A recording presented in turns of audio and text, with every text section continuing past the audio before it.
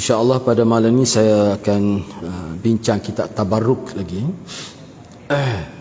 pada muka surat 450, yang mana perbincangan pada malam ini masih lagi berkait dengan dalil-dalil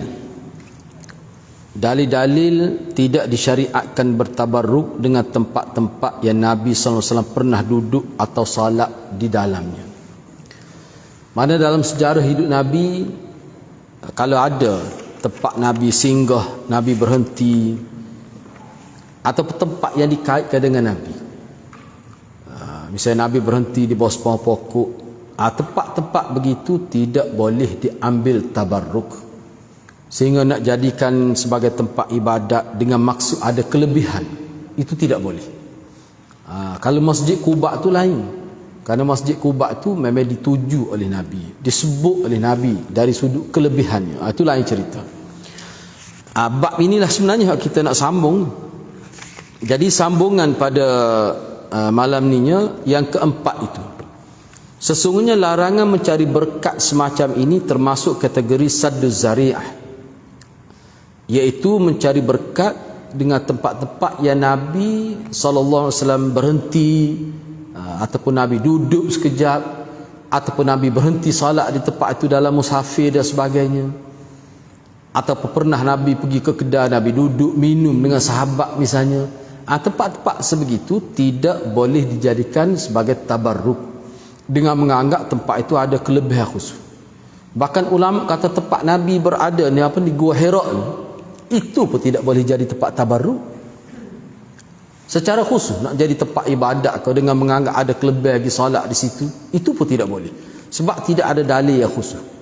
Walaupun kita tengok masyarakat kita ada yang berbuat begitu, bila pergi naik puncak Hira tu nak siapa pergi solat sunat di situ, menyusahkan orang lain pula. Jadi sedangkan orang lain amal lagi di bahagian belakang. Jadi kenapa pergi salat situ? Sebab dia ada satu tanggapan yang mengatakan oleh kerana tempat itu pernah Nabi duduk, dia akan ada berkat. Tu yang ulama kata tidak jelas, tidak boleh begitu. Jadi sesuatu yang tidak jelas begitu tak boleh kita nak buat sebagai landasan untuk ibadat, tidak boleh. Padahalnya kita kata kalau kita nak sembahyang mana-mana pun boleh, nak sembahyang sunat tak jadi masalah pun. Jadi khusus, maknanya khusus, maksudnya tempat khusus. Dan sebelum kita sampai ke sini, sebenarnya telah ada kisah-kisah yang berkait dengan sahabat. Misalnya Sayyidina Umar sendiri cabut pokok, bukan sekadar tebang pokok, dia cabut pokok sampai ke akar-akar. Bila pokok itu dijadi tempat bertafakur, tempat seolah-olah ada kelebihan. Kerana memanglah Nabi, bila Nabi balik musafir, Nabi singgah di situ sebab teduh. Mungkin dulu tak ada lagi pondok, arena tak ada. Tiba-tiba apabila diketahui oleh masyarakat awam, akhir sekali saya nampak ramai, jadi minat pula pergi duduk macam duduk berzikir, duduk pergi semai sunat bawah pokok tu. Di situlah saya dia bimbang kukuk berlaku seperti mana zaman jahiliyah. Zaman jahiliyah itu ada pokok yang dianggap pokok keramat, dia panggil Zatu Anwa itu. Bahkan kalau nak pergi mana-mana pergi sakut senjata dengan anggapan ada berkat, ada magic, ada kelebihan pada senjata. Sebab apa? Sebab pokok tak ada kelebihan. Takut berlaku begitu. Awal-awal lagi takut berlaku tu, dia terus mengarahkan supaya dibuang pokok itu, sehingga tidak ada kesan selepas daripada itu. Apa tujuan itu? Sadduz zari'ah. Ni hak nombor 4 ni. Nak elak daripada berlaku perkara yang bahaya. Baik. Jadi larangan mencari berkat dengan tempat-tempat sebegini termasuk dalam kategori untuk sadduz zari'ah. Hal itu dapat dijelaskan melalui beberapa aspek berikut. Sebab itulah Allah Subhanahu Wa Taala pun tidak jaga barang-barang peninggalan Nabi dalam bentuk barang lah.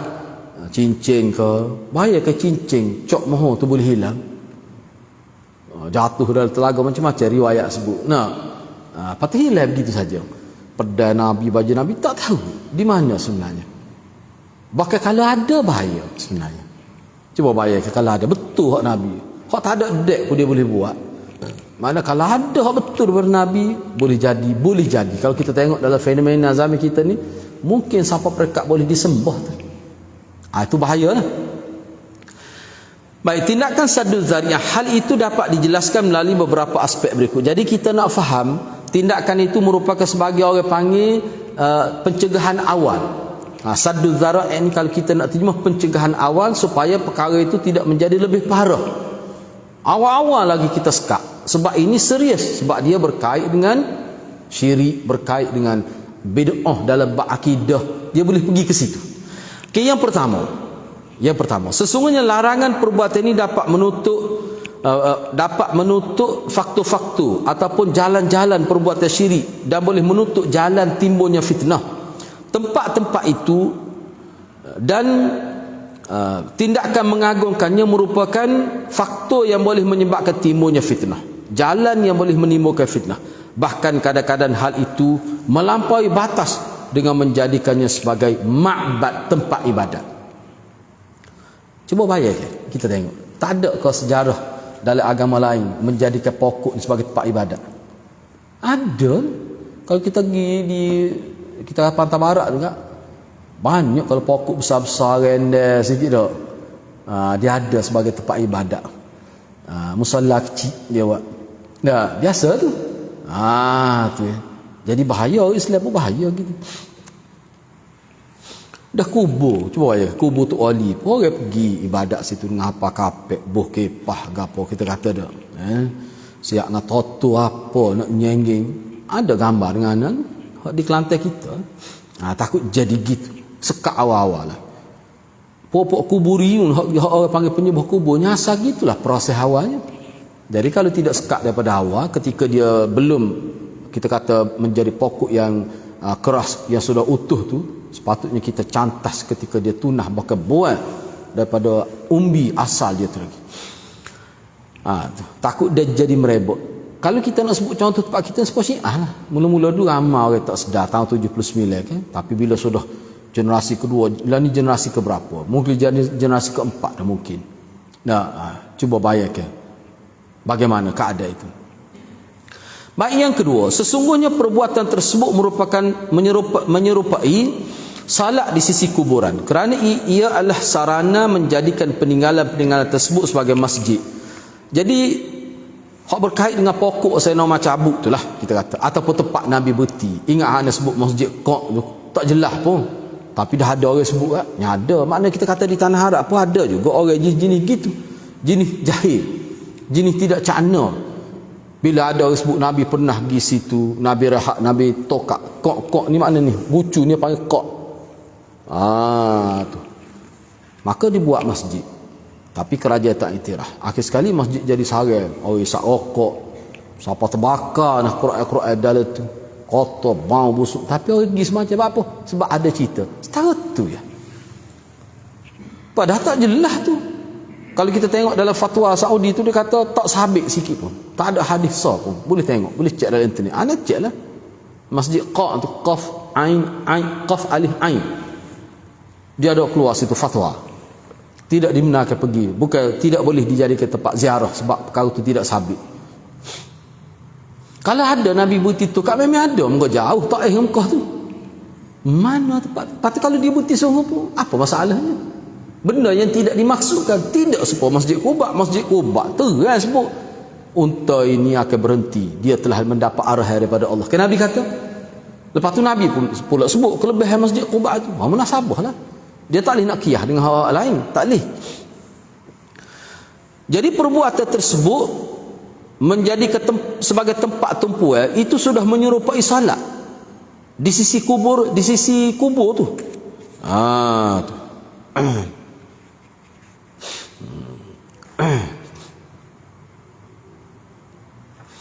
Tempat Nabi berhenti pergi semaya. Akhir sekali dia boleh jadi, itulah jadi bahayalah supaya salat di sisi tepi kubur. Kerana perbuatan itu dia boleh menjadi wasilah, boleh menjadi faktor yang menjadikan peninggalan-peninggalan tersebut sebagai masjid. Akhir sekali hak berkait dengan Nabi semua dijadikan masjid. Padahalnya tak boleh begitu. Tak kena dalam agama gitu. Sebab tu dalam kisah ni bagi ana dalam pemerhatian, sebab kitab ni bukan kitab ni saja, dia ada lagi kitab lain, kita boleh rujuk banyak lah sebenarnya. Sebab anak kumpul tu hak berkenaan dengan akidah tu, hak ni dia termasuk dah tu bab tawassul, banyaklah kitab ni hak lengkap lah, banyaklah memang disebut. Memang disebut puncanya kerana kita tidak mahu mengikut cara sahabat. Sahabat ni tak ada orang yang paling mengagungkan Nabi, paling sayang kepada Nabi. Lagu mana dia layan Nabi, dia layan sesuatu yang berkait dengan Nabi selepas Nabi wafat. Selepas Nabi wafat, kita tak jumpa satu riwayat tu sahabat Nabi minta sekali-sekala nak masuk dalam bilik Aisyah tu, nak pergi semaya tepi kubur Nabi, padahal duduk situ lah ya, di raudah tu, dekat tu. Tak ada. Rasanya kalau minta lah, kemana kalau Aisyah tu faham sepuluh sahabat tu, kalau minta lagi dia pergi. Tapi ana yakin kalau minta Aisyah tak pergi, sebab dia jaga awal-awal, sebab dia nak semaya pun dia buat tabir, tak sebi nampak kubur tu. Padahal kita kalau dia semaya situ pun memang asal bilik dia pun, tempat dia duduk semaya situ. Baik. Sedangkan nas-nas syariat menegaskan haramnya menjadi makam para nabi sebagai tempat ibadat. Ana terjemah masjid ni tempat ibadat. Masjid ni asal terjemah dia mana tempat sujud. Tu asal makna dia. Sebagaimana disebutkan pada perbincangan yang terdahulu, hak bincang yang sebelum ni, perbincangan terdahulu, padahal mereka masih terkubur di dalamnya dan mereka hidup di dalam makam-makam mereka. Lalu bagaimana tindakanmu terhadap tempat-tempat mereka lainnya? Hak kubur tu kira Nabi tu hidup dalam kubur tu, hidup dalam alam ghaib lah. Hak tu pun tak boleh. Lepas tu tempat-tempat lain lagu mana? Lagi tak boleh lah. Yang ketiga, ni maksud nak sekat sadu dzara'i ni, mana kalau biar dia boleh jadi berat lah. Sebab tu anak sebut semua contoh ni untuk mudah faham. Sebab kalau begini, kalau hak bab Nabi ni tak tahulah. Kalau hak tidak berkait dengan Nabi, kubur wali cuba tengok. Ingat dah hak air ajaib di Patah Senak tu?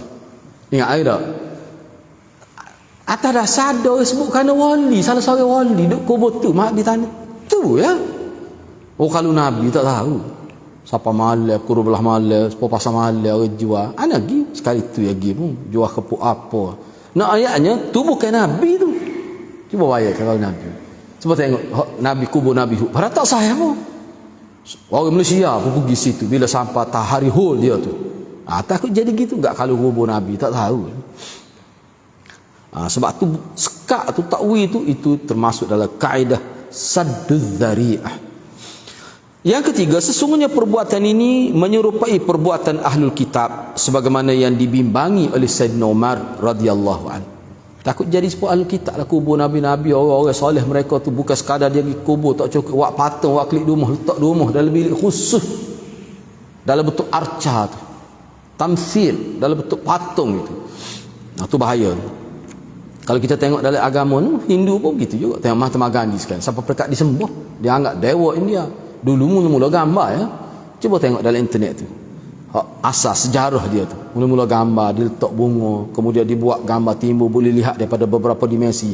Akhir sekali bila generasi tu semakin jauh daripada yang asal, maka mereka lebih mengagungkan tokoh tu. Akhir sekali timbul idea untuk buat dalam bentuk patung yang lengkap, diletak di rumah masing-masing. Sebab dia anggap sebagai dewa India. Sebab jasa tu lah jasa besar. Sanggup tinggal kesenangan di Afrika ni, dia ada kita kata firma guamel dia sendiri, kemain kaya dia peringkat awalnya kalau bahasa sejarah dia tu, tapi sanggup hidup susah dengan masyarakat, perjuangnya lagi walaupun dia tidak Islam. Yang kelima, bahawasanya keberkatan yang ada pada diri para nabi dan rasul tidak membekas di tempat-tempat yang ada di muka bumi. Tidaklah bila dia pergi, betul lah nabi rasul ni ada berkat, tapi bila dia pergi jadi bekas tempat tu pun jadi berkat juga. Nak kata begitu dia kena ada dalil. Tak boleh kita nak buat atas rasa perasaan semata-mata. Penting tu bagi hot point ni penting nak, sebab orang kita ni dok ni kan tidak ana ni contoh lain buat contoh ni. Nak kau tengok dalam internet ke tok guru minum berebut buat lari, mesti malu kita tengok. Buat apa tu? Bekas gitu. Banyak kan Nabi pun tidak gitu. Bila tok guru nak ambil berkat, istilah nak ambil berkat, guna sewenang-wenang istilah untuk ambil berkat. Allah malu kalau orang tidak Islam tengok kata pesen ni juga sopor dengan ahli sana pun dia tu nak. Bila tok guru minum bukan ni lah cawal. Berebut nak biar kena mulut dia tengah mulut guru nak ambil berkat. Bahaya tu siapa tahap tu. Berebut dalam video tunjuk anak murid pakai walari, pakai hamba kan. Allah malu kita tengok siapa gitu sekali. Kita malu, dia tak ada apa-apa. Cuba itu. Ini poin antara poin penting lah ni. Bahawasanya keberkatan yang ada pada Nabi, jasad Nabi memang berkat, semua orang terima tu. Keberkatan dia. Tetapi tidaklah bila Nabi pijak di satu tempat, Nabi pegang sesuatu, maka dia jadi berkat tu berpindah pada tempat tu. Sehingga kita boleh bertabarruk dengan tempat tu. Tak boleh gitu. Tak boleh gitu. Dia kata tu Imam Malik tu tak akan lepas jalan di Madinah tu. Dia tidak kata berkat, cuma dia nak sempurna kaki dia. Dia perasaan dia tak suruh. Tak ada satu riwayat Imam Malik kata anak nombor aku semua jangan pakai telipar. Tak kepala pakai telipar tu, jangan pakai kaki. Tak ada dia kata gitu. Imam Malik tak kata. Cuma dia tak pakai tu dia sebab muka ngeduk di Madinah kan Nabi pijak. Gitu ya lah. Dia tak ada buat lebih-lebih. Dia buat perasaan dia atas nama individu. Tapi hak dia ngajarnya, kemah dia ngajar. Misalnya hak dia sebut, kita orang tempatan ni tak sedar berebut lah ke musim haji nak pergi di Raudah tu. Kita ni pergi selepas tu tak payah lah. Dia ada sebut kenyataan tu. Maknanya kelebihan sunnah makan di Raudah tu untuk galakkan kepada orang luar kawasan, luar daripada Jaziratul Arab mari ni nak ambil kelebihan di Raudah. Tak kita boleh sok mudah. Mungkin kita duduk situ lah ya. Jadi jangan duduk berebut lah pada musim-musim yang kritikal. Musim-musim zahmah. Musim zahmah itu. Musim ketika sesak tu. Musim haji lah musim sesak ni. Waktu haji tu hati-hati lah. Penuh masjid tak muat. Bahkan kita kata kalau tidak musim haji pun penuh semua. Hari Jumaat penuh. Sampai ke hospital tu. Hospital ke jauh tu. Hospital di hujung tu. Penuh sampai situ. Jadi dia faham oleh. Wallahu alam lah. Tapi sebab tak ada dalil. Sebab tu dia kata gitu tu. Jika kita tak kata gitu, kalau kita kata ada bekah, sebenarnya tak ada bekah pun. Bila Nabi setuh suatu tidak kata jadi berkat benda tu, boleh pahala, boleh buat tabarruk. Tidak gitu. Ulama kita terima berkat-berkat dalam konteks jadi semangat, jadi kuat. Misalnya contoh yang kita ada, Ana puteri mak ni kalau betul lah contoh kalau Ana ada atau pergi lah mudah kita tak usah ambil Nabi, kita ambil penulis terkenal Suyuti misalnya, siapa ulama kata tulis 500 lebih, kalau telah ada pen dia dengan Ana, contoh ni kita tak wihak kan, walaupun kita tak ubuh minai tapi kukuk mana pun dia jadi sumber motivasi, semua inspirasi, semua motivasi. Ada sudut tu memang ulama terima kalau sekadar, tapi biar betul lah, jangan hak replika atau apa leka, tak boleh biar betul. Sekadar tu ya. Sebab tu guru kita apa? Ada sejadah tu guru dia bagi. Tengok tu teringat. Sekadar tu. Jadi semangat nak ngaji hadis sebab tu guru hadis nak ngaji hadis. Sekadar tu. Tak lebih pada tu. Tidak ada rubuh minah nak hari Jumaat. Tidak ada wakil jat lagi tu. Tapi hak ni ialah kita kata gitu. Tapi orang lain hak tak ngaji, orang kampung tu. Ingat saya sebut tu bukan saya saja. Contoh kita sebut, kita fikir kata beli kain kelambu Kaabah tu, lepas tu tetah pi anak bubuh tu kan, ingat tak saya sebut tu kan, bapa tu buat kerja lagi tu, padahal kelambu Kaabah tu apa masalah kelambu Kaabah? Ada berkat, ada benda jadi pelik kau, mana jadi tinggi darjat dengan sebab ada tu kalau mana. Tu orang panggil tak ada asal, tak ada dah ni ikut perasaan semata-mata. Dia kaya, entah malah kau dia dengar apa, dia ni mana seluruh dunia lah dia tu, tak kira siapa lah. Dia beli kain Kaabah tu semita saja, semita 4 segi. Dia tetah pih anak dia tu, dia masuk sikit kain Kaabah masuk. Apa yang masuk tu apa? Ada silap faham lah tu. Bakal dia ingat dengan pakar tu jadi semaya jadi khusyuk kan. Tak sabit ada. Tak sabit. Kalau kita baca sejarah ketika Nabi duduk semaya tepi Kaabah, kapi ada nusuk dalam kain kelambu Kaabah nak dengar Nabi baca Quran, tak masuk Islam pun. Bukan sekadar pakai piyah, duduk alik kelambu Kaabah. Duduk ngeta Nabi semaya, duduk tengok popok kapi masa sampai Makkiyah tu. Tu. Jadi benda-benda buat ikut perasaan ni tak boleh. Agama dia tidak asah dia begitu. Sebab asah agama kita ni kukuh. Dia ada hujah, kena hujah. Kalau kita tak kata gitu, jika tidak demikian, maka kesan dia ataupun kita kata implikasi dia, kesan dia akan jadi lagu mana? Itu konsekuensi dia tu mana, kesan dia jadi lagu mana? Natijah dia lagu mana? natijah dia setiap tanah yang dipijak oleh Nabi, atau setiap tempat yang Nabi duduk, atau setiap jalan yang Nabi lalui akan dicari keberkatannya dan dijadikan sasaran untuk mencari berkat. Hari ini merupakan satu perkara keputusan, suatu natijah yang sangat batil secara pasti. Jadi pahamnya begini, sesuatu yang menatijah begini perlu dihilangkan. Makna kalau kita anggap setiap tempat Nabi pijak, sesuatu yang Nabi pegang, tempat Nabi duduk, tempat yang Nabi lalu, kalau dianggap jadi berkat, cuba bayangkan lagu mana. Cuba bayangkan lagu mana. Padahal kalau kita tengok, cuba tengok di Saudi tu dah. Ana tanya juga masa lagi, apa ya tidak ya apa ya kambuh Khandaq tu. Khandaq peristiwa besar perang Ahzab tu. Kambuh tak ada. Bahkan jadi jalan dia ada buat signboard tu tempat tu. Kalau kita pergi kan dia ada buat tu Khandaq tu. Luah kat lah juga. Saya rasa kalau dia kekal ke lubang tu tak tahu jadi mana lah ni. Sebabnya kalau mengikut tanah kubur di Kubak tu pun dulu mengikut mutawif hak lama-lama. Kita buat klik tanah tu. Dia pergi buat lah duduk ke, tangan dia gar pergi tanah boleh pakai. Mata dia tengok kau tangan gar ambil tanah boleh pakai. Klik buku dengan kain kuning. Ada berlaku gitu. Mutawif hak lama-lama cerita sana. Maknanya perasaan dia tu lagu mana? Ada silap faham lah tu. Kau tu tak sih. Enggak, kalau dia buat gitu mod dengan niat yang silap, ada keberkatan. Agak kalau klik rumah dia tak mana tekan. Bahaya boleh jadi setiapnya puasa tiap malam Jumaat nah. Bukan boleh kira benda-benda gini. Setahu ke tu orang duk puasa. Duk puasa. Buat majlis khususnya. Baki asar ke gini. Kononnya nak cuci ke. Cuci apa buat majlis lagu tu? Cuci dapur boleh disingki tu. Kau nak cuci ke? Ni orang panggil ritual tu. Sudah dikira ritual tu. Upacara tu. Tu. Dolah nak tipu pun agak-agak lah. Kita tengok betul bahaya. Dengar pakar-pakar yang khusus. Baik. Syekh Siddiq Hasan Khan ni 141, cuba tengoklah di situ kan. Siapa dia Siddiq Hasan Khan ni, orang alim besar ni.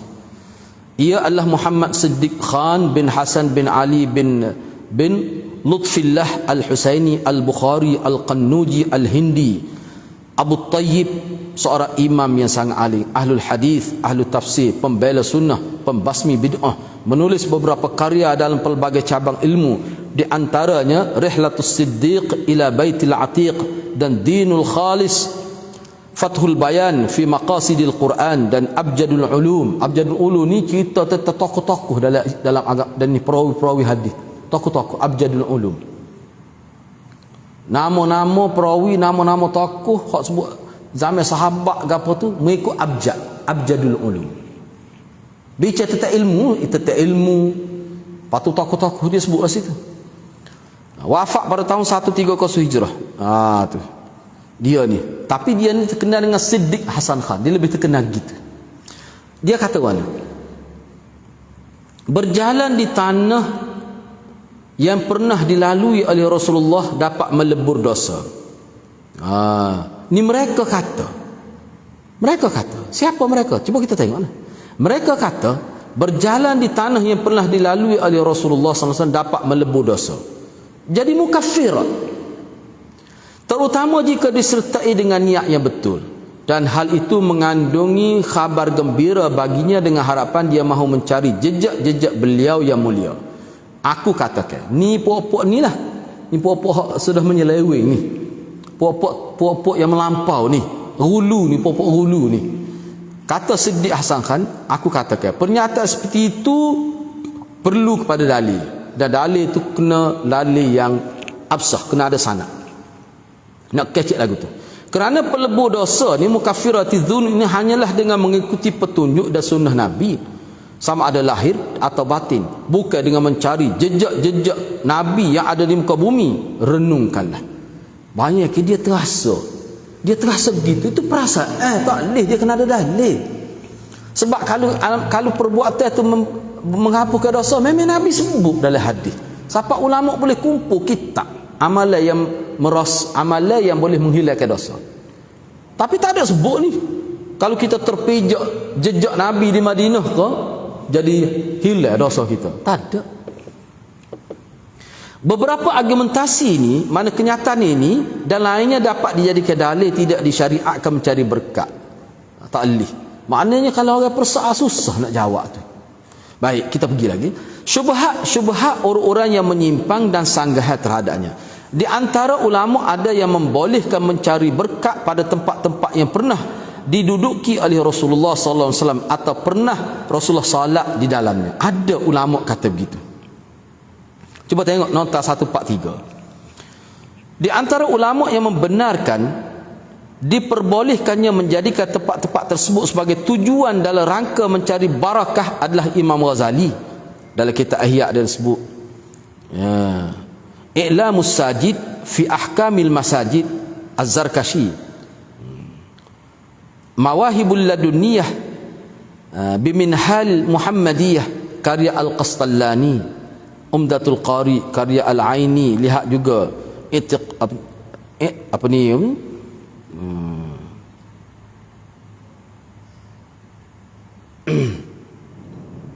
Iqtida'us Siratil Mustaqim. Payah tulis kat Rumi, you know.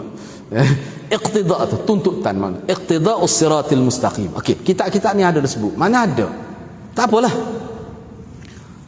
Mana kalau pasti tempat tu pernah Nabi duduk, barang itu pernah Nabi pegang, ataupun tempat itu pernah Nabi solat, boleh ambil berkat. Ada yang kata boleh, ada yang kata boleh. Tapi sangat terpencil pendapat ni sebenarnya. Tak apalah. Mereka kata gitu berpedomankan ataupun berlandaskan kepada pelbagai macam syubhat yang dijadikan dalil atas disyariatkannya sebahagian bentuk percaya berkat semacam ini. Penulis akan menyebutkan syubhat-syubhat yang paling menonjol disertai dengan sanggahan. Baik, bagi ulama yang kata boleh tu, dia ada dalil dia lah. Dalil dia apa? Sebab kalau kita tengok tadi setengah-setengah tu, misalnya Syekh Al-Aini, apa ni Umdatul Qari tu, Syekh apa ni Iqtida'us Siratul Mustaqim, ya setengah-setengah kitab tu memang jadi rujukan lah. Ya tu memanglah kita kata banyaklah benda-benda yang ulama pertikaian. Tak apalah, tak, tu biar. Cuma kita nak tahu sekarang ni, bagi ulama yang kata bolehnya, apa alasan dianya? Alasan dianya, tapi cuma tu kita ni kata alasan dia tu sebenarnya adalah kekeliruan sebenarnya. Sebab tu dia guna istilah syubhat pertama. Apa dia? Hadis Itban bin Malik. Ni hak biasa orang guna lah ni. Abang masa mai ajak ni. Hadis Itban bin Malik. Baik, cuba kita tengok. Dalam Sahih Bukhari dan Muslim disebutkan bahawa seorang sahabat yang bernama Itban bin Malik radhiyallahu anhu pernah datang menemui Rasulullah sallallahu alaihi wasallam, dan dia pun kata, wahai Rasulullah, sesungguhnya mataku apa ni cerita lain ni, tak apalah, tapi berkaitlah kita sebut, cuma ni lebih detail lagi. Wahai Rasulullah, sesungguhnya mataku telah lemah sedangkan aku menjadi imam salat bagi kaumku. Mata dia ni, setelah kata dia ni buta. So kata mata dia ni kalau malam tak nampak dah. Mana kalau mari semai, lepas tu rumah dia pun jauh daripada masjid dia ni Itban ni. Lebih-lebih lagi kalau tu hujan agak, dia terpaksa melalui beberapa wadi nak pergi sapa ke Masjid Madinah tu, lembah. Bila hujan turun di lembah yang memisahkan antara aku dan mereka ni mana penduduk di kawasan dia tu lah. Sebab dia ni jadi tu imam kapun dia Itban ini. Maka terjadi banjir sehingga aku tidak dapat mendatangi masjid untuk mengimami salat mereka.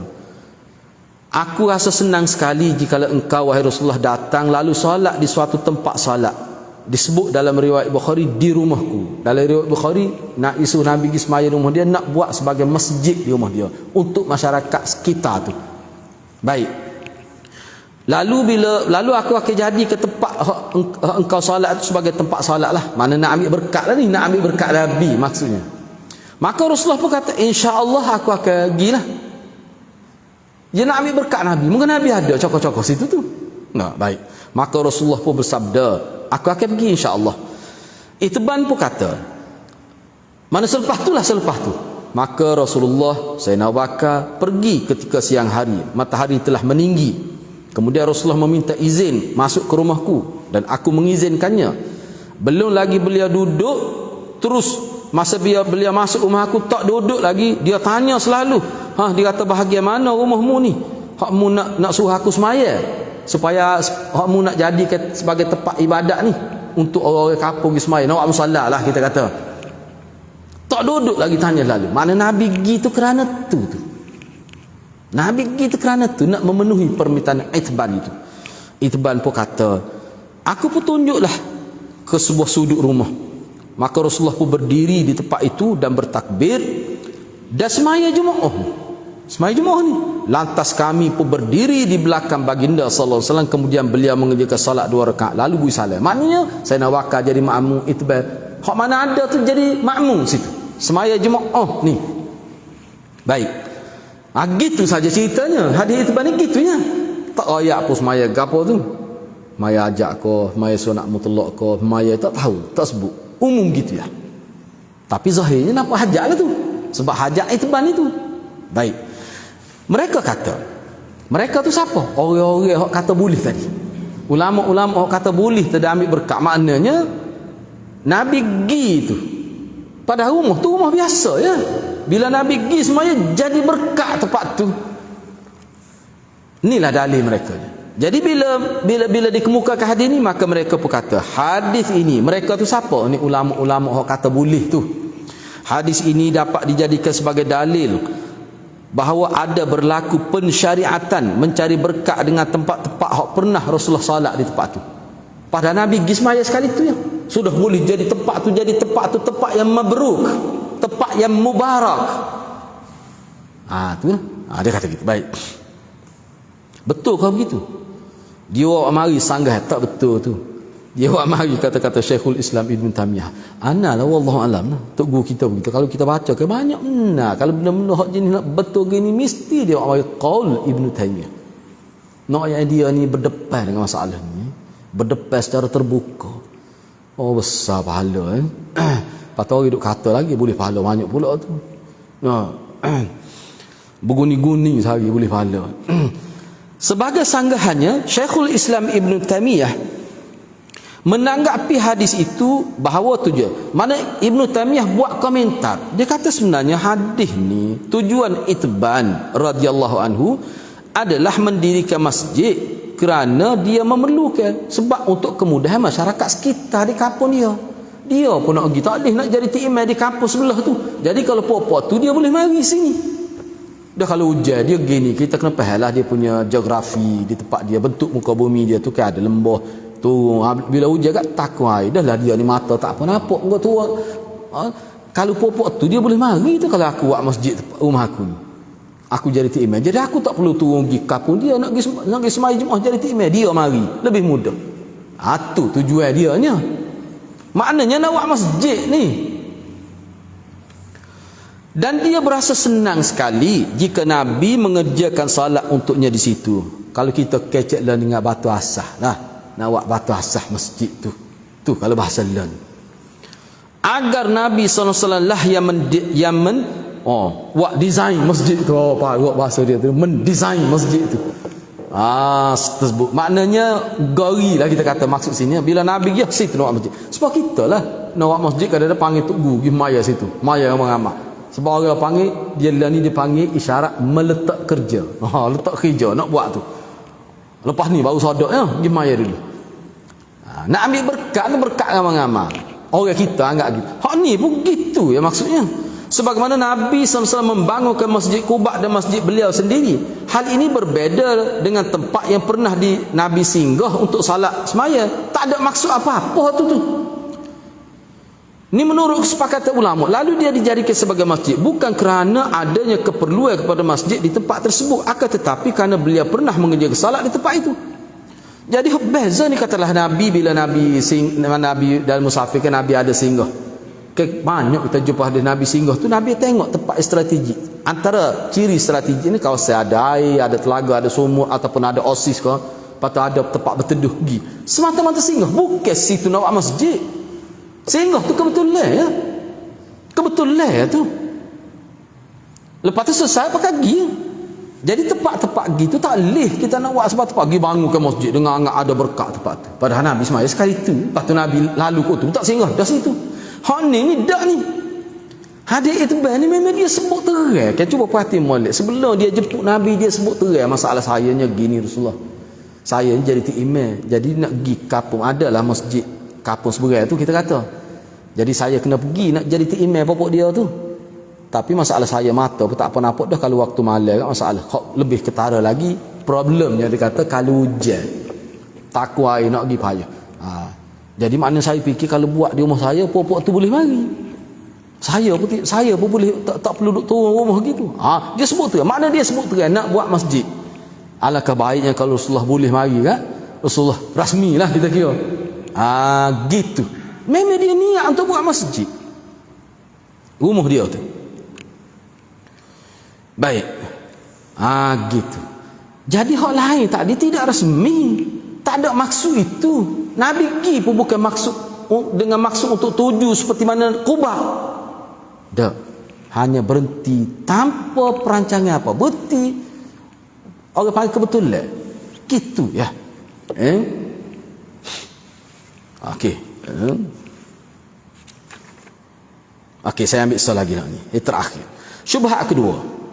Perbuatan Abdullah bin Umar bin Al-Khattab. Dalam Sahih Bukhari disebutkan bahawa Abdullah bin Umar radhiyallahu anhu pernah berusaha menuju beberapa tempat di jalan-jalan Madinah. Lalu dia mengerjakan salat di tempat-tempat tersebut kerana dia pernah melihat Nabi sallallahu alaihi wasallam mengerjakan salat di tempat-tempat berikut. 148 cuba tengok dalam Sahih Bukhari ada sebut. Pertama sekali kena kenal peribadi Ibnu Umar ni siapa? Terlebih dahulu. Ibnu Umar ni dia antara sahabat Nabi yang paling kuat mengikut sunnah. Bahkan kalau dia tengok Nabi buat gitu dia akan buat. Kalau Nabi pergi duduk situ dia akan pergi duduk. Kalau Nabi lalu dia akan lalu ke jalan tu walaupun jalan tu orang tak lalu. Bahkan ada riwayat sebut dia pernah tengok Nabi lalu ke di bawah satu pokok dan Nabi tunduk takut kena dahal pokok. Dia tunduk juga padahal dia rendah. Mana kalau dia tak tunduk pun tak kena. Jadi bila dia ingat Nabi, jadi selepas Nabi wafat dia lalu ke tu dia pun tunduk. Orang kata dia tunduk buat ke dia nyo. Dia kata aku tengok Nabi tu dia dah tahu dah. Tapi kalau mu tak tunduk, mu tak kena kepala mu rendah, Nabi tinggi. Dia kata bukan isu paling rendah tinggi dia kata. Isu sekarang ni aku tengok ke Nabi aku buat gitu. Hak ni hadirat jadi dalil bagi setengah-setengah orang. Ibnu Umar ni pergi cari tempat-tempat hak dia. Mungkin dia sahabat Nabi, dia bersama Nabi, dia pergi bersama Nabi. Tempat-tempat pernah Nabi pergi, Nabi singgah, Nabi jalan dia akan ikut, dia jalan. Tempat Nabi berhenti dia ingat dia akan pergi semaya situ. Hak tu menjadi dalil kepada orang yang mengatakan boleh bertabaruk dengan tempat tu walaupun Nabi tak maksud buat tempat itu. Hadis Ibnu Umar tadi tu. Orang panggil asar Ibnu Umar, bukan hadis mana asar Ibnu Umar tu. Baik. Sebagaimana diketahui bahawa tempat-tempat tersebut pernah dilalui oleh Rasulullah dan bukan sebagai tempat tujuan Rasulullah. Sehingga tu secara tanpa perancangan. Kebetulan kita kata. Lalu Ibnu Umar radhiyallahu anhuma mengerjakannya sebagai hujah atas disunatkannya mencari jejak-jejak Nabi di bumi dan mencari berkah dengannya. Hujah ni orang lain buat hujah.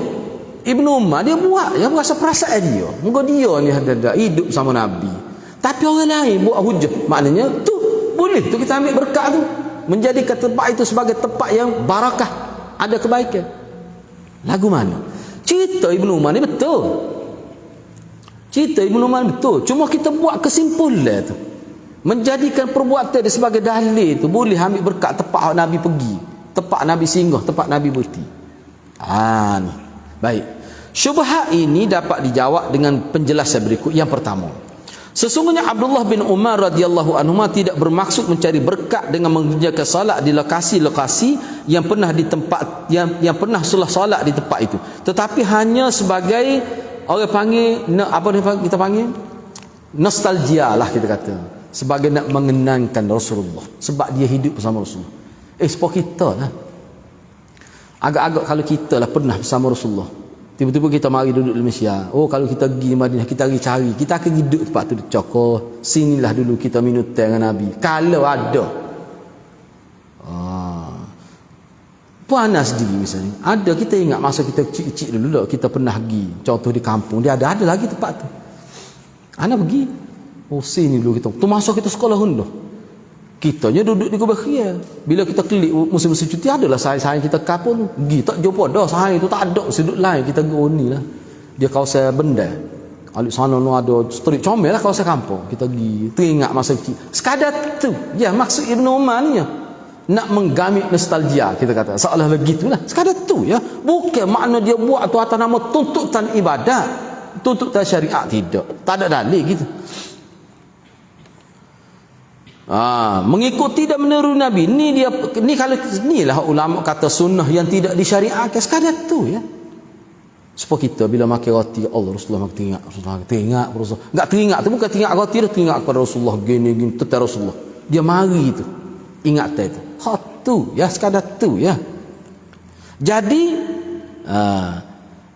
Jadi beliau maknanya ambil berkat tu dengan maksud ni khusus tu dia. Sebab apa? Sebab dia yang mengalami keadaan itu bersama Nabi.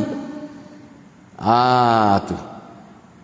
Makna dia cuba bayangkan, dia cuba imajinasikan semangat dia jadi kuat bila dia ingat. Ini sebab tak, anda kata paling tepat nak menggamit nostalgia dia dengan Nabi. Itulah sebenarnya. Dan nak dapat berkat semangat daripada Nabi itu. Dia terbukti Ibnu Umar selepas pada itu memang dia jadi hebat. Kesan daripada waktu. Tak ada berlaku pelik-pelik kepada dia. Sekadar itu sahaja. Dalil atas hal itu adalah kesungguhannya dalam mengikuti Nabi SAW. Bahkan dia ni cukup terkenal dengan orang yang paling kuat ikut sunnah Nabi. Dia buat hak tu tadi, dia tak suruh orang buat lepas tu hak sunnah Nabi, hak lain, hak benar-benar orang lain pun tahu, benar-benar menjadi syariat, hak tu dia paling kuat ikut pula ni. Sebab tadi lah orang kata apa mu pergi bawah pokok tu mu tunduk, dia kata dulu pernah Rasulullah lalu dia tunduk. Makna dia buat gitu ingat Rasul, sekadar tu ya. Orang tak panggil syariat tu lagu tu. Orang tak panggil syariat lagu tu. Sekarang tu. Di antara penguatnya adalah hadis yang diriwayatkan bahawa Ibnu Umar radhiyallahu anhu selalu mencari jejak-jejak Rasulullah di setiap lokasi yang pernah Rasulullah salat di tempat tu. Hingga Nabi sallallahu pernah singgah di bawah sebuah pokok, lalu Ibnu Umar meneliti pokok tersebut. Kemudian dia menuangkan air ke akarnya agar pokok itu tidak kering dan sentiasa subur. Sekadar tu saja. Dia kata pokok ni pernah Rasulullah singgah semaya, Rasulullah duduk berteduh, dia pergi jaga pokok tu. Sekadar tu ya. Tidak kata hidup zikir dak. Hidup zikir apa? Sepuluh hidup zikir tu. Hidup zikir situ dak. Dak tak ada, dia tak buat gitu. Cuma dia ingat. Patut ayah dia pula tidak begitu. Orang panggil Sayyidina Umar ni dia pasal lain. Sebab itulah hadirat kita kena ingat Ibnu Umar ni ulama kata dia ni bukan, dia ni sahabat. Sebab tu dia jawatan pun tidak diberi kepada dia. Dia pun orang berkecuali. Dia ni disebut oleh ulama sebagai sahabat Nabi yang menguasai pemerintahan rohani. Ada disebut gitu. Seperti Abu Zar tu, kelah-kelah tu lah. Ibnu Umar pun jenis tu juga dia. Tu. Dia ni tidak terlibat dengan politik, tetapi dia penasihat kepada orang politik. Dia ni antara yang berkecuali. Kalau balas-balas dia mengelak selalu. Ibnu Umar ni. Tak apalah, kukuk mana pun ayah dia lain. Ayah dia tidak mikir apa dia. Ayah dia tidak mikir lagi ni. Apa saya nak buat? Dia cabut pokok tu. Sebab dia bukan fikir, cara dia mikir bukan supaya Ibnu Umar, anak dia. Ibnu Umar dia fikir dia. Dia nampak tu menyebabkan dia jadi lebih teringat pada Rasulullah. Boleh pahala kira tu. Sayyidina Umar sebagai pemimpin. Ibnu Umar ni bukan pemimpin. Sayyidina Umar pula sebagai pemimpin, dia fikir tadi. Bahaya ni kalau orang-orang jahil silap faham, boleh jadi bahaya ni. Kita kena buat benda-benda gini ni. Sebab tu dia cabut pokok tu. Takutnya mari duk tafakkur sini pula. Rosak pula. Dia fikir dari sudut tu. Dia memang pemimpin, dia kena fikir gitu. Pemimpin dia kena fikir gitu. Sebab apa? Nak jaga akidah rakyat. Nak jaga keselamatan pegangnya rakyat. Gitu. Yang terakhirnya, sesungguhnya perbuatan ini perbuatan yang kita sebut Ibnu Umar buat ni, ini hanya dilakukan oleh Ibnu Umar sahaja, tidak menjadi amalan majoriti sahabat. Walaupun sahabat tak buat. Ana yakin sahabat tak buat tu, dan sahabat tidak menyalahkan Ibnu Umar sebab dia tahu Ibnu Umar buat tu atas diri dia semata-mata sebagai ingatan dia kepada Rasulullah, sekadar tu saja. Sebab tu tidak menjadi ikutan amalan dia tu, perbuatan dia. Zaman sahabat padahal dia ni tepat orang rujuk dalam bab agama ni, tapi dalam bab tu tak jadi ikutan dia. Sebab apa? Dia pun cerdik, orang hak tengok zaman dia pun cerdik. Tu. Justru sahabat lainnya bertentangan dengannya, termasuk ayahnya sendiri. Saya sebut Sayyidina Umar. Dia cabut pokok tu. Dia cabut. Ibnu Umar jiuh. So segar. Dia cabut apa? Dia tengok pada perkara lebih besar. Zaman kita ni tak apalah. Kalau pokok ni hidup lebih lama pada aku, lama jadi tempat sembah pula. Dulu ada dah sejarah orang kafir, pokok besar, rendang. Siapa dia anggap pokok tu ada unsur magic, unsur sakti, unsur hikmah. Nak pergi mana-mana agak letak pergi duduk situ, duduk tafakur, duduk zikir situ. Lepas tu pedai-pedai pun letak situ, nak suruh berkat pedai tu. Dia panggil Zatu Anwa dalam hadis. Takut jadi lagu tu. Di sini kita nampak. Jadi kena kalau kita perhatikan, kita nampaknya jelas tu. Ibn Taymiyah sebut tu. Begitulah hadirin. Jadi syubhat ketiga ni, perbuatan Salamah bin Al-Aqwa ni kita bincang minggu hadapan insya-Allah. Jadi nasa setakat tu dulu. Mudah-mudahan Allah berkati kita semua. Aqulu qawli hadza wa astaghfirullahal azim li wa lakum. Assalamualaikum warahmatullahi wabarakatuh.